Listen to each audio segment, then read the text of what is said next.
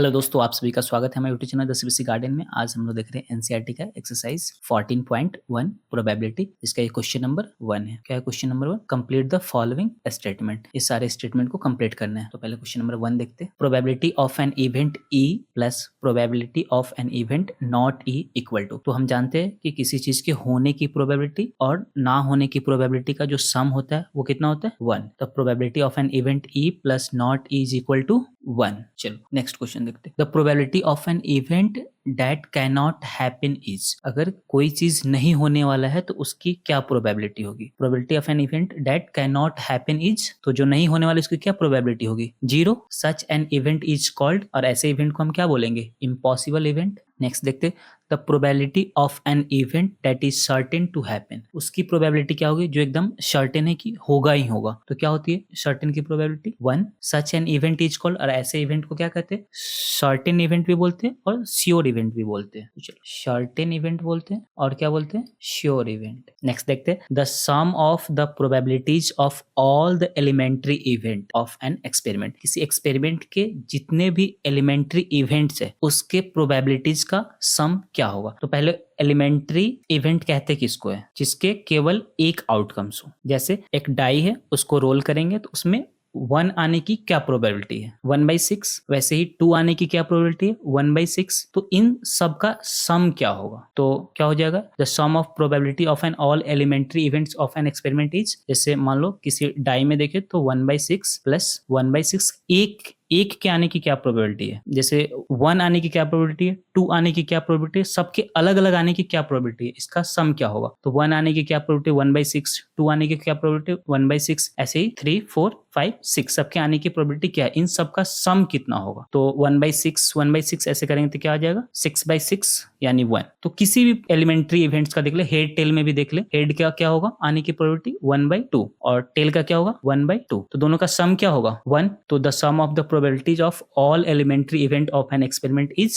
1. Next, the probability of an event is greater than or equal to and less than or equal to. तो probability का value क्या होता है? हमेशा 0 या 0 से बड़ा होता है और 1 या 1 से छोटा होता है। तो the probability of an event is greater than और equal to 0 and less than और इक्वल टू 1। 0 से बड़ा और 1 से छोटा होता है। क्वेश्चन नंबर 2 है। क्या है question number 2? Which of the following experiments have equally likely outcomes. कौन कौन से ऐसे एक्सपेरिमेंट्स है जो इक्वली लाइकली आउटकम्स है? एक्सप्लेन करना है। तो पहले देखते हैं हम लोग इक्वली लाइकली आउटकम्स कहते किसको है। तो इक्वली लाइकली आउटकम्स का मतलब है कि सारे इवेंट की आने की प्रोबेबिलिटी क्या हो? सेम हो, इक्वल हो। मतलब कि इक्वल प्रोबेबिलिटी, क्या बोलेंगे? Equal probability for every event. सारे इवेंट की प्रोबेबिलिटी क्या हो? इक्वल हो, उसे क्या बोलेंगे? Equally likely outcomes. मतलब सबके आने के बराबर चांसेस हो। चलो तो इसका पहला क्वेश्चन देखते हैं। इसमें क्या है पहला क्वेश्चन? अ ड्राइवर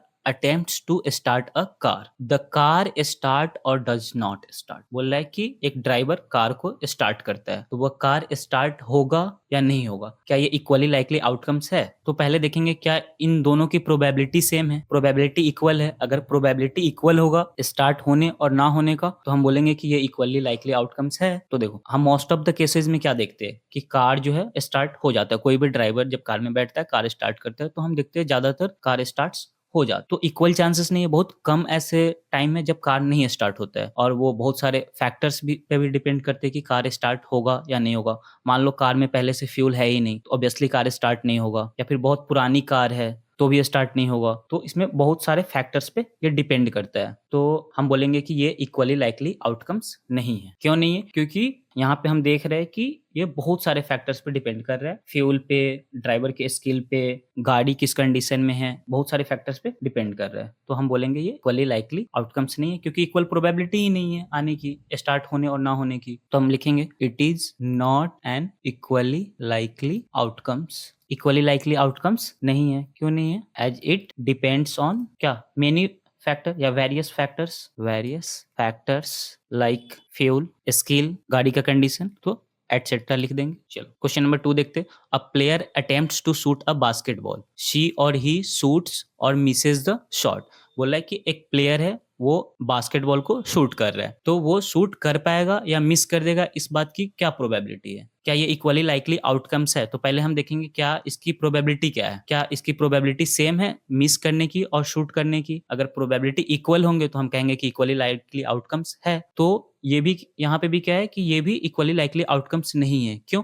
क्योंकि ये भी डिपेंड करता है प्लेयर के एबिलिटी पे कि वो कितना अच्छा प्लेयर है, कैसा प्लेयर है। तो ये भी क्या है, इक्वली लाइकली आउटकम्स नहीं है। तो इसमें भी हम लिख देंगे क्या, it is not an equally likely events. क्यों? क्योंकि ये डिपेंड करेगा प्लेयर्स के एबिलिटी पे, as it depends on players ability. Next देखते हैं क्या, a trial is made to answer a true false question. बोला एक ट्रू फॉल्स क्वेश्चन को आंसर किया जा रहा है, the answer is either right or wrong. तो कोई ट्रू फॉल्स क्वेश्चन है तो वो या तो सही होगा या फिर गलत ही होगा। तो इसमें क्या देख रहे हैं हम, दोनों की प्रोबेबिलिटी क्या है, इक्वल है। या तो वो क्वेश्चन या तो सही होगा या फिर वो आंसर क्या होगा, गलत ही होगा। तो यहाँ पे क्या है, क्वेश्चन का आंसर चांसेस है जितने सही होने के उतने ही चांसेस क्या है, उतने ही प्रोबेबिलिटी उसके गलत भी होने के। तो यहाँ पे प्रोबेबिलिटी क्या है, इक्वल है। और इक्वल प्रोबेबिलिटी तो हम बोल सकते हैं क्या कि ये जो इवेंट है वो इक्वली लाइकली इवेंट है, या फिर ये जो आउटकम्स है वो इक्वली लाइकली है। तो हम कह सकते हैं क्या, it is an equally likely outcomes. Equally likely outcomes है।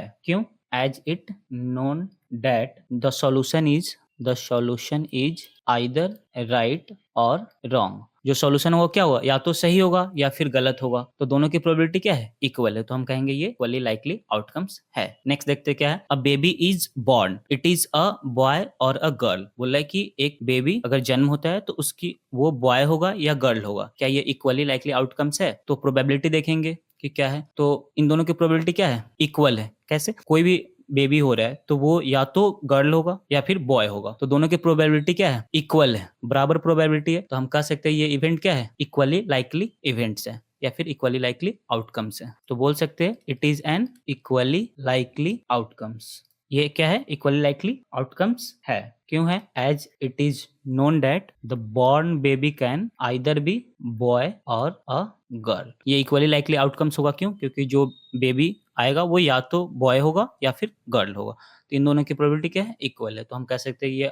आउटकम्स कैसे है, equally likely outcomes. Question number 3 है। तो देखते हैं question number 3, why is tossing a coin considered to be a fair way of deciding which team should get the ball at the beginning of a football game। बोल रहा है कि कोई भी गेम होता है, जनरली यहाँ पे फुटबॉल की बात की गई, कि फुटबॉल का जो गेम स्टार्ट होता है तो उसमें कौन सा टीम बॉल लेगा ये हम लोग कैसे डिसाइड करते हैं, टॉस के थ्रू। तो क्वेश्चन पूछ रहा है कि टॉस जो हम लोग करते हैं वो कैसे एक फेयर वे होगा डिसाइड करने का, कैसे, क्या वो एक सही तरीका होगा डिसाइड करने का कि जो बॉल है वो किस टीम को मिलेगा। तो हम बोल सकते हैं कि हाँ, जो कॉइन है वो एक फेयर वे है डिसाइड करने का। कैसे? क्योंकि जो कॉइन होता है उसमें क्या होंगे, या तो हेड आएंगे टॉस करने के बाद या फिर टेल आएगा। दोनों क्या है, इक्वली लाइकली इवेंट्स है। मींस कि दोनों की आने की प्रोबेबिलिटी क्या है, सेम है। तो जो भी आएगा हेड और टेल, जिसे भी चांस मिलेगा उसे वो फेयर चांस मिलेगा, वो फेयर वे होगा डिसाइड करने का। जिसे भी चांस मिलेगा, हम नहीं कह सकते कि उसकी प्रोबेबिलिटी ज्यादा थी उसकी कम थी, क्योंकि दोनों की प्रोबेबिलिटी क्या है, हेड और टेल दोनों की आने की प्रोबेबिलिटी सेम है। दोनों क्या है,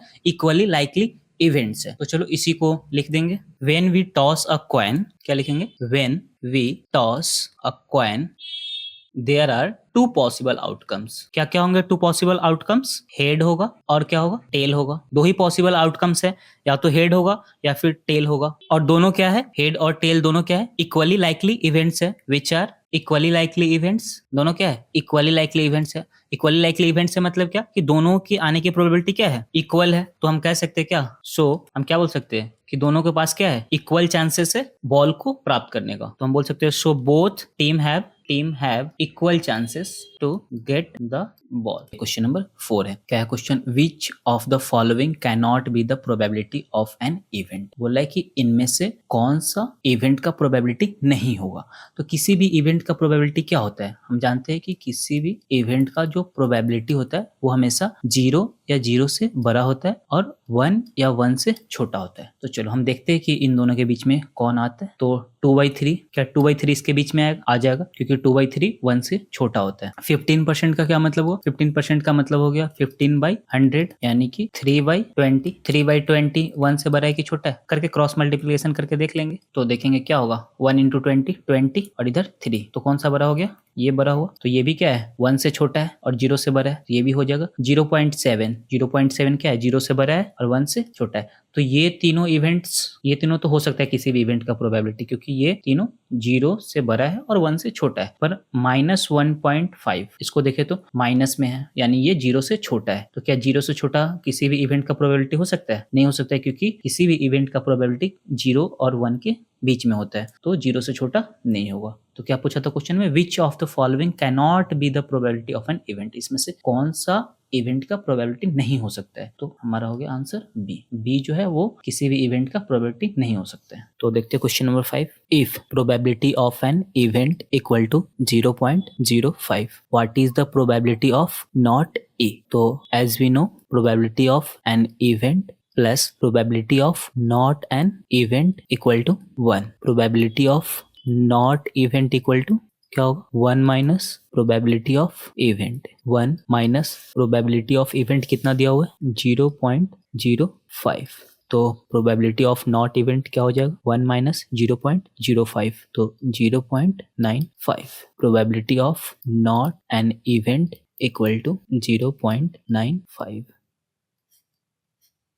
नेक्स्ट देखते हैं question number 6। A bag contain lemon flavored candies only. Malini takes out one candy without looking into the bag. What is the probability that she takes out? तो बताना है probability ऑरेंज फ्लेवर्ड कैंडी का। दूसरे question में पूछ रहा है lemon flavoured candy का। तो चलो, बैग में ओनली लेमन फ्लेवर्ड कैंडीज है, तो ऑरेंज आने की प्रोबेबिलिटी क्या है 0 है। यानी कि ये जो इवेंट है वो कैसा इवेंट है, इम्पॉसिबल इवेंट है। जब सारे चॉकलेट लेमन फ्लेवर्ड है तो ऑरेंज फ्लेवर्ड कैंडीज होंगे नहीं, तो इम्पॉसिबल इवेंट की प्रोबेबिलिटी क्या होता है 0। तो चलो, probability of orange flavoured candy. Orange flavoured candy कितने हमारे पास 0, तो इसकी प्रोबेबिलिटी भी क्या हो जाएगी 0। दूसरा क्वेश्चन देखते हैं। दूसरा क्वेश्चन क्या है, probability of lemon flavoured candy. दूसरे क्वेश्चन में पूछ रहा है कि लेमन फ्लेवर कैंडी आने की क्या प्रोबेबिलिटी है। तो चूंकि सारे जो कैंडीज है वो लेमन फ्लेवर्ड ही हैं, तो कुछ भी निकालेंगे तो लेमन फ्लेवर्ड ही आएगा, मतलब कि ये श्योर इवेंट है। तो श्योर इवेंट की प्रोबेबिलिटी क्या होता है 1। तो प्रोबेबिलिटी ऑफ श्योर इवेंट 1 होता है। तो दूसरे क्वेश्चन का आंसर क्या हो गया 1। नेक्स्ट देखते हैं question number 7। It is given that in a group of 3 students the probability of 2 student not having the same birthday is 0.992। What is the probability of that the 2 student have the same birthday. बोल रहा है question में कि 3 student का एक group है, उसमें से 2 स्टूडेंट का सेम डे बर्थडे नहीं आने की जो प्रोबेबिलिटी है वो है 0.992। तो क्वेश्चन में पूछ रहा है कि 2 स्टूडेंट्स के सेम बर्थडे आने की क्या प्रोबेबिलिटी है, सेम बर्थडे की क्या प्रोबेबिलिटी है। Probability of not having same birthday equal to कितना दिया हुआ है 0.992। क्वेश्चन में क्या पूछ रहा है, having same birthday. As we know, probability of event plus probability of not event equal to 1। हमें क्या निकालना है, probability of event not having same birthday कितना दिया हुआ है 0.992 इक्वल टू कितना होता है 1। Probability of event equal to 1 minus 0.992। तो probability of having same birthday क्या हो जाएगा 1 माइनस 0.992 करेंगे तो 0.008। Probability of having same birthday equal to 0.008।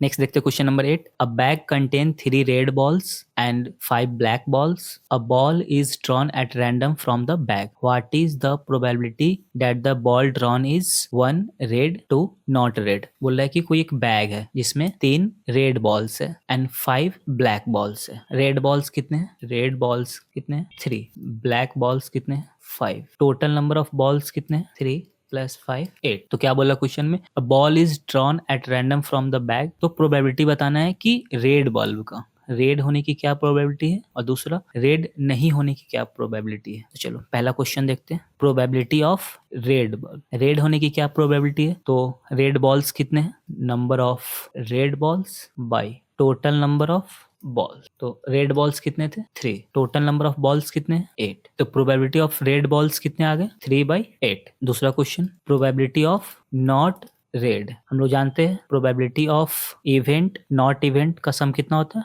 1, तो probability of not red equal to लिख सकते हैं 1 minus probability of red, 1 minus red ball की प्रोबेबिलिटी कितना है 3/8, 3/8, तो प्रोबेबिलिटी ऑफ नॉट रेड की क्या हो जाएगा 1 माइनस 3/8 मीन्स 5/8, तो क्या हो गया probability of not red equal to 5/8।